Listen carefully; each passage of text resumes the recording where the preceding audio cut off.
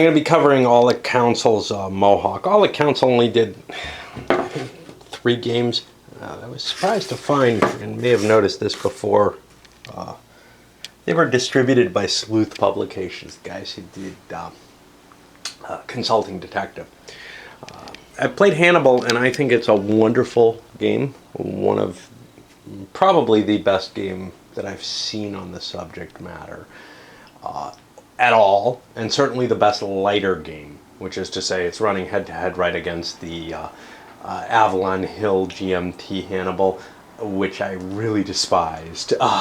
This has the same kind of light feel to it, but without the stupid combat cards and with a little bit more rational movement and other aspects to it. It still is, though, a very light and abstracted game, so you wouldn't expect to see, it to go up against, say, Thunderbolt, which GMT and Berg are planning to put out. Recently, I've been doing the Ancient World games. I haven't made my way to Carthage yet. And yeah, they'd be at a different level from Hannibal. Mohawk is, like Hannibal, a very light representation of the 7 Years' War in North America, but far lighter than, say, Wilderness War, which is truly a wonderful game. But I'm hoping that this is an enjoyable, somewhat lighter treatment of it. However, so far with the rules, I've been having a tough time, so I'm going to wade through them with you guys and see what we can come up with here. There aren't a lot of them, but among other things, when I tried to set up, I found, geez, there aren't enough fortification markers to cover all of the locations. So I've got a few back here that aren't in play, but there's essentially implied fortifications here at these cities. Well, maybe there are supposed to be implied ones at places like Montreal, too.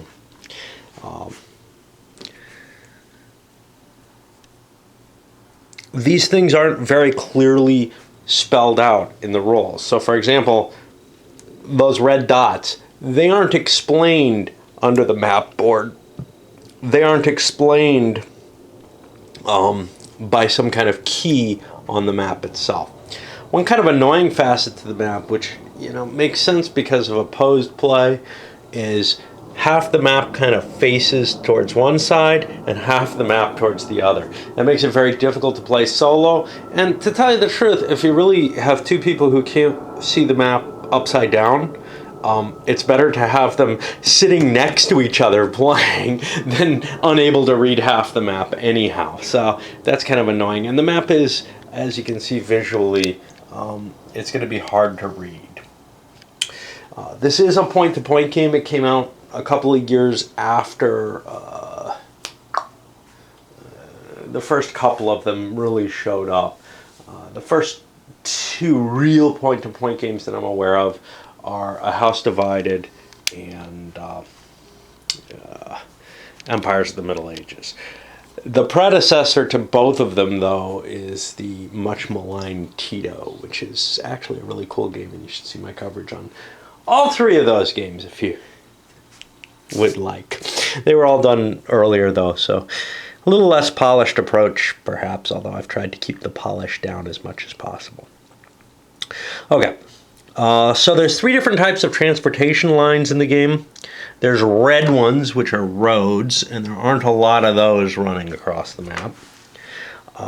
There are green, which are little Indian trails. You can see them kind of here. And there's clearings, to show where transportation is possible. And finally, there's going to be blue, which is various types of waterways. And you can see the waterways kind of connect in ways that, the rivers themselves don't. So, for example, this tribal location has a number of rivers coming down from it and more coming down from that direction. Therefore, you can transit, through it by taking a waterway from one and then a waterway from the other. More on that. You're going to have basically 3 different types of troops, 4 different types of troops, I'm not sure. you have your irregulars, which are going to have these kind of gold bands, and this is one of the ones I'm missing. The instructions for the setup say 40, 45, and 49. I can't find a 49. I can't find it even in the irregular stuff, so I'm assuming there are some pieces missing, which might be some of the fortifications. I also don't know. These must be burns or something. Again, not everything's, there's no counter description to explain what all the pieces are or anything like that. And that makes it harder to approach the game. Reading through the rules, they seem to make sense, but I don't remember them terribly well. It's been a few days. So we have the regulars. We have colonial regulars, which are going to be similar but without the gold band. Rangers and what? Courrier de Bois, the French equivalent. And they basically move and act kind of like Indians do. And then we have the Bear Militia. These are, untrained troops, basically, or barely trained. Oh, and then on top of that, we have the little boats, which are going to be operating in kind of weird ways where it's going to be hard to solo this because essentially the boats have different missions that you send them out on, and they're kind of secretly selected. So that's not going to work terribly well for the solo. There's also a pile of Indians, and I'm not sure if these are supposed to be set up at the beginning or not. I started to do so and then got kind of confused. But the Courrier de Bois are going to be able to set up on 3 different Indian camps and start those one counter of those Indians in play is kind of what I extracted from the rules, but it's not terribly clear.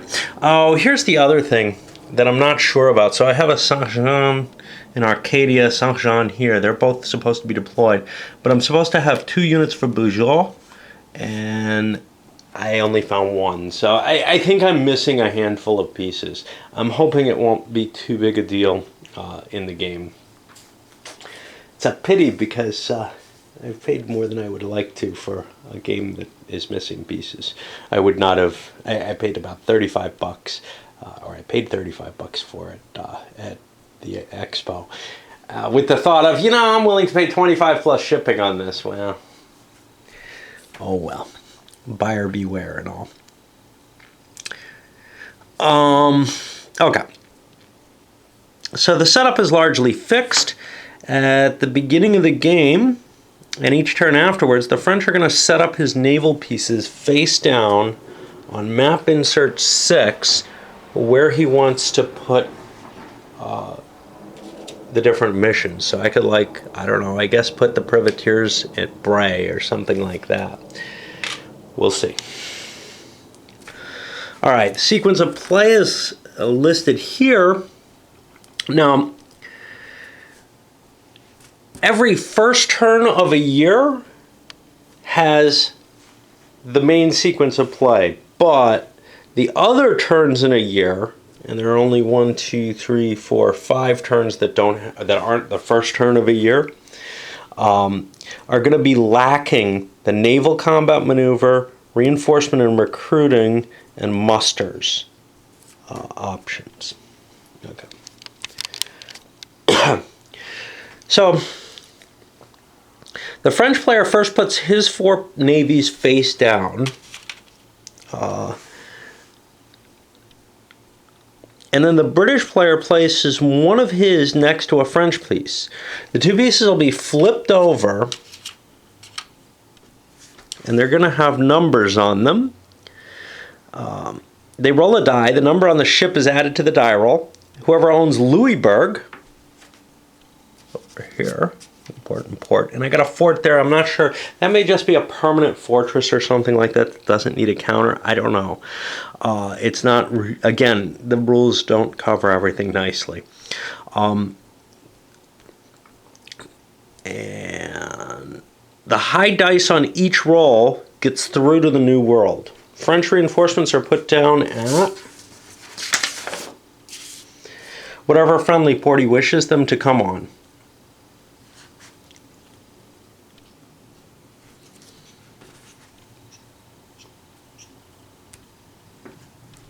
Yeah, I'm not sure First of all, this doesn't have 4 anchor spots, but it does have 4 of these things. And I'm not sure what purpose it serves to put them on specific ones. They're just basically lined up and the Brits get to place theirs. British reinforcements will go on the turn track to come in during his turn. Each British naval piece is used once during this sequence.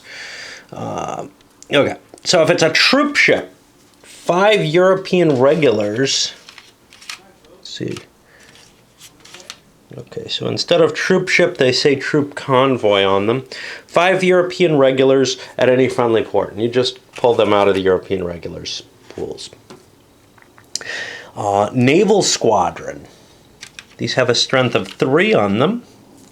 2 European regulars will come in with that, but the advantage there is you have a chance to bone the other guy's naval capability. And again, it's at any friendly port. Appointments and supplies. This is only for the English.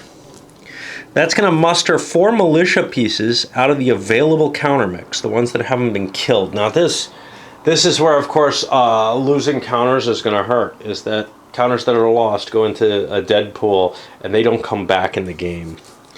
At any friendly port in the original British holdings. Also, 2 colonial regulars can show up at Philadelphia, New York, or Boston. So you're going to get 4 militia and 2 colonial regulars built up out of that. And then the privateers and gifts and supply. Each of these either gives you 5 Indian counters that'll rendezvous with a coureur de bois at any friendly point or points in the original French holdings, or muster 3 French militia out of the available countermix at any point in the original holdings. That stuff coming in, it seems like there's a lot of time to reposition there. So if the natives want to move from here all the way to there, it looks like they're allowed to do that. We'll see if that's the case, but so far it looks like that. Okay, movement is going to be handled by die rolls. And actually, you need 2 different colored dice for this game, so let me see if I... Shit. Alright, I'll pull this one for now. I'm going to need a different kind of red die.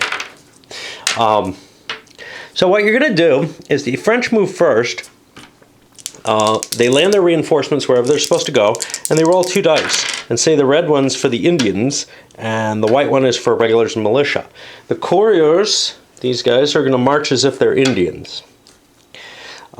Now, when the British move, they roll 2 dice as well. One will be for land movement and the other one for sea lift. They get 2 bonus free marches to their land movement. Sea lift will be happening after land movement, which is not specified in the sequence of play, of course. Hannibal is much, much more understandable. It's still troublesome, but this one is a bit of a mess. Okay. For land movement, you pick which kind of trail you're traveling on, either a road, Indian trail, or waterway. All movement's going to be point to point, and you move the piece from one point to one or more other points. If you start from a location and move to different directions, any extra movement points after the first move are charged to the stacks individually. Basically what you're doing is you're going to spend pips to move yourself spaces. And if you all start stacked and you split up, you get the first move into different spaces for free, but then additional moves you have to spend for each force individually.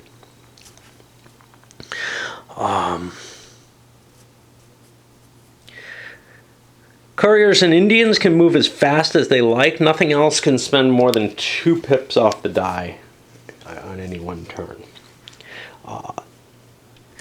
You can overrun things by spending a movement point, or a march point, unoccupied forts, enemy stacks that you outnumber by 6 to 1 or more. So the forts, you have the choice to either capture them, which I guess flips them, or burn them, which destroys them.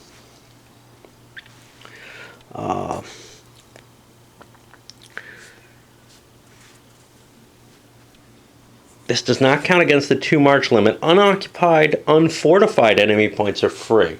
So you kind of convert them for whatever that matters. If both Louisbourg and Quebec are French, you can shift stack between them in either direction at a cost of one movement march each. Okay, so the cost here, if regulars and militia are moving along a road, they get to move a second space. If they're moving along an Indian trail, they only get to go one. Waterway, it's a second space as well, as long as they stay on the same transit methodology. And Indians, couriers, and rangers are always going to get to double move there. Regulars and militia can't split the double march between two modes, and they also can't make more than a single march on Indian trails each turn. So they're not going to be able to go deep into Indian territory. The English sea lift, the second die roll, determines the number of sea lift moves. The sea lift piece must begin and end its turn in a port with no troops aboard, and the minimum necessary for sea lift is a 3. You have to spend 1 point to embark, 1 to sail to the destination, and 1 to disembark. And if you want to do more things, you got to spend more points. They would need, that gives an example. Okay. Retreat to a port of origin is free. Only troops sea lifted can retreat that way. The English cannot sea lift to Quebec until they take Louisbourg. Sea lift counter bumps to the next friendly port if their location is captured. So if you take a sea lift, a place where the sea lift counter is sitting, it'll shift elsewhere. Now, the sea lift counter looks like a navy, but I don't think it is one. I think that's just to confuse you more. It's its own little special thing. And I haven't set that up on the board, but that gets to start in any friendly port. Okay, for combat. Whoever's turn it is the attacker. The defender will be, the other players will be the defender. And you keep fighting until somebody either retreats or is eliminated. The attacker chooses the order in which he wishes to conduct battles, if there's more than one. All the pieces are taken off the board and placed in the appropriate terrain. How do you figure out what's appropriate? Damned if I know. This looks like woods. This looks like fortification. I think town, open field maybe. Beach. Seems to be the case, and we actually have different types listed here. Open ground, woods, and landing. I don't know the difference between towns and forts and such not, as indicated on there. Okay. All right. The defender will set up first inside one of these little things, and the attacker lines up opposite him. Extra pieces can be used to double against the enemy, i.e. you can, I don't know, there's just one British there and 2 French, you put 1 there and you put 1 behind him to indicate additional forces hitting that 1 unit. No piece can triple until all have doubled, and so forth. Each piece will fire against the ones opposite him. The attacker then returns fire. Every piece rolls a die every turn of the combat. The combat effectiveness chart determines whether or not they score a hit, and that'll be over here. So, regulars. So the goal is you've got to roll a hit of 6 to cause a casualty. So regulars attacking a fort are going to be a +1, but they're a +2 in most other conditions except for in the woods. Militia attacking a fort are a -1. They can't hit the fort. They can't hit units in it. Now, there is a special rule for that, though. Any attacking unit which wants to attack a fort gives up 1 turn of die rolls of fire. Say we've got this kind of situation here. We'll say these are attacking this unit. Well, I can give up my attack to move adjacent to the fort, and then that gets rid of that -1. Well, it actually adds 1 to my attack capability against the fort. But I take some fire trying to get into the fort. A simplified way to handle it. Likewise, with landings, all defending units in a landing get to fire a free volley, after which they can fall back to other terrain in the space. So they could like defend the landing here and then fall back to the fort that's present. I know it's not on the board, but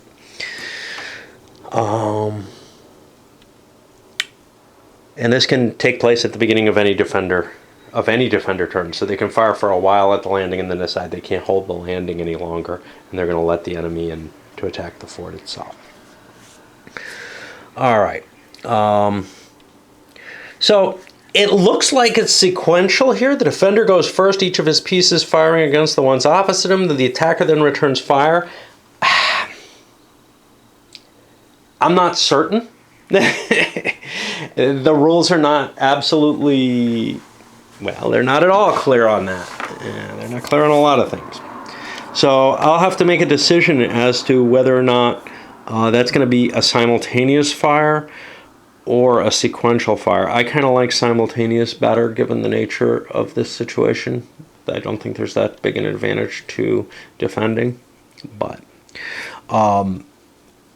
okay, all units except for the green tribes here, well, 7 through 26, there should be 6 Iroquois tribes that don't count in that exclusion.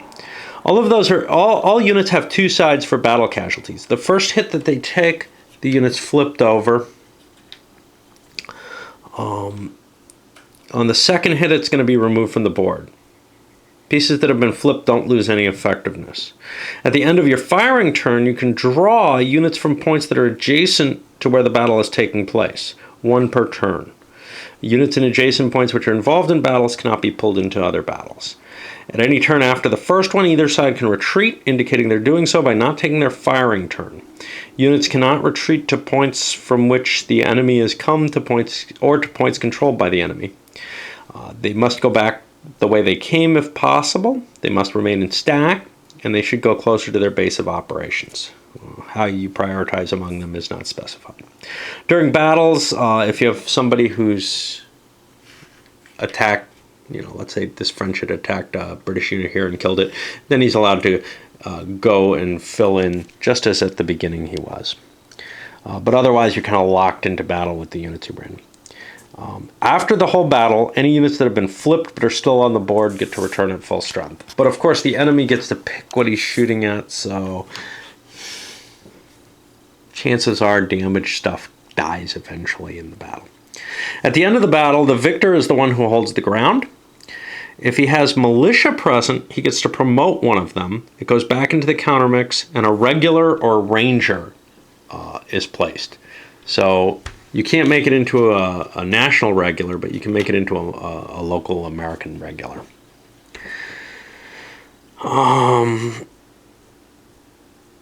Militia and Indians, though, do not go back to the countermix when they're killed.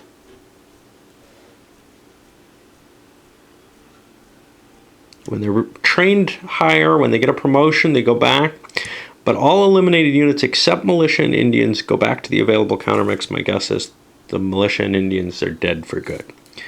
At any time on your march, you can spend a march point by placing a fort marker, or destroy a fort, or overrun any place held by a 1/6 or less of its strength of enemy. You can't do these if you've engaged the enemy, though. But a victor gets to burn or capture an enemy fort when he wins it. So what I'm going to do is I'm going to remove the forts that I think are meant to be permanent forts. That have these kind of reddish dots. I think those are not meant to have fort counters on them, because there aren't enough to cover all of those, unless I'm missing a whole hell of a lot of pieces. Okay. The defender gets to choose the terrain in a battle. And I don't see what the difference between this and that is. Wood I understand. Fort I understand. Maybe this is meant to be fort and this is meant to be big bad fortress. I don't know. But it's not, it doesn't seem to be that there's any distinguishment.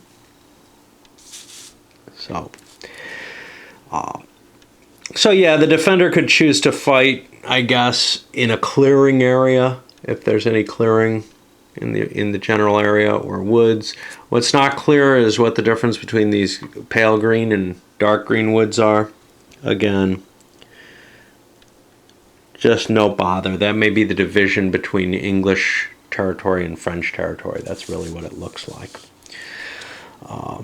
Look at the map symbol chart. What map symbol chart? Here it is. Okay, so they don't tell you what the picture is. And then the transport chart. If they are the same, there is no choice of terrain. If they differ, the right of choice comes into play. So if there's a fort counter, looks like I get fort and I get insert number 2. Insert number 4, I don't see any difference between 3 and 4. I think that's just, I don't know how many people live in the area. It doesn't have any effect on anything. It's considered open field in either case. So I don't know. But so for example, if you've got a road, you get open field automatically as an option. However, you might also be able to say, hey, this is a circled white spot. It's a town, so I could take town or road. Well, I'm sorry, town or open field. Town doesn't really have, I'm sorry, determined by transport. So this would be automatically open field in that case. But if it was a TP with a road going through it, I'd have more choices. I don't know. That doesn't happen. Blue meeting red green. We'll see how that kind of works out. The defender always has the option of a free landing volley, though it's possible the attacker gets to determine the terrain available for him to fall back on. Who determines? I thought, oh, if the attacker spends 2 extra marches, they can force the defender into a different terrain that's available. Okay. Special terrain rules. Inland points that give the defender a landing advantage against an attacker are Montreal and New York. New York's not really all that inland. But yeah, if you cross the road to New York, the defender can take the landing advantage because there's no easy way to get there. Defenders against attacks coming across the St. Lawrence get the advantage.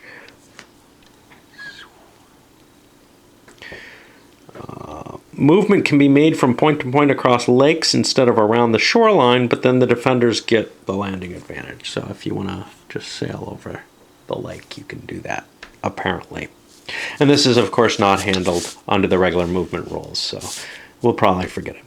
At the end of each year, all regular and militia units must trace supply by roads or waterways to their base of operation, Montreal or Quebec for the French, New York, Boston, Philadelphia for the British.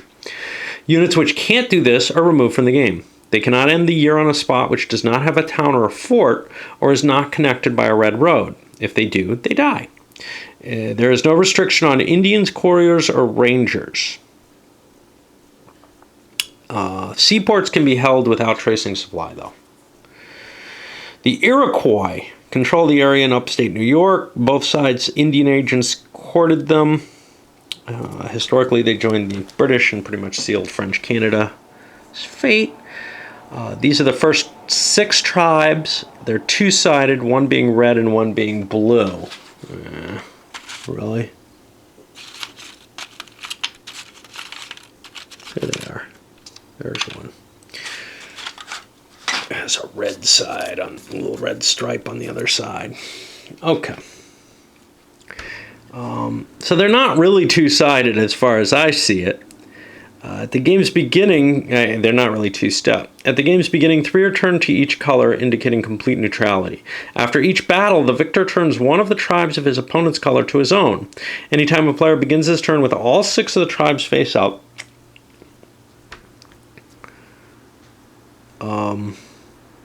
with his color, the Iroquois have become his permanently.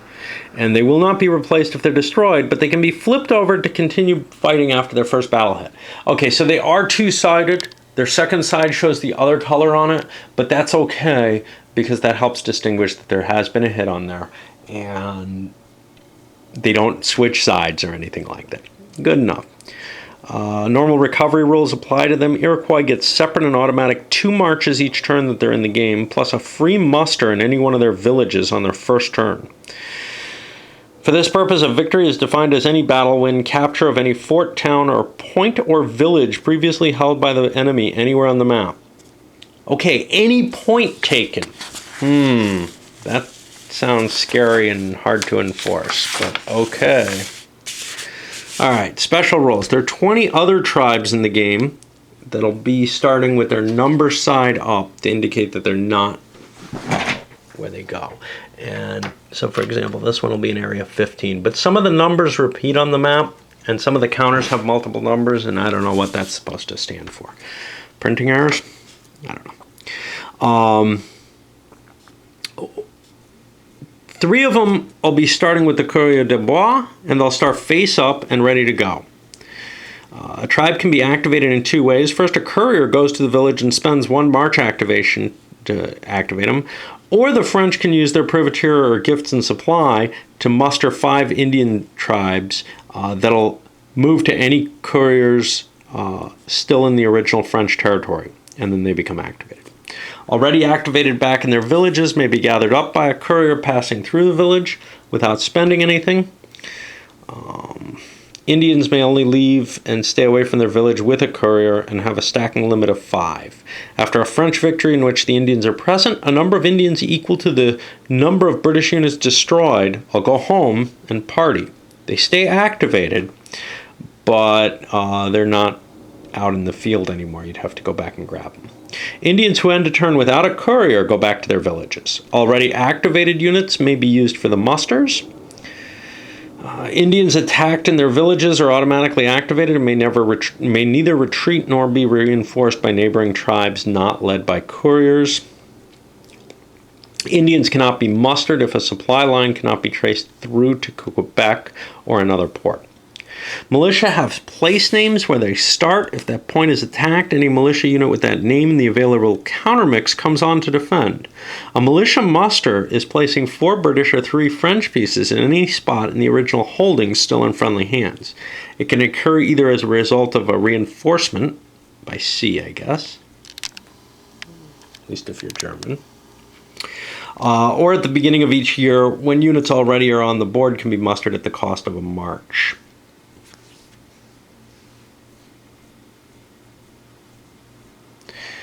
This can be important, and I don't understand how this works. I mean, these rules do not make a lot of sense.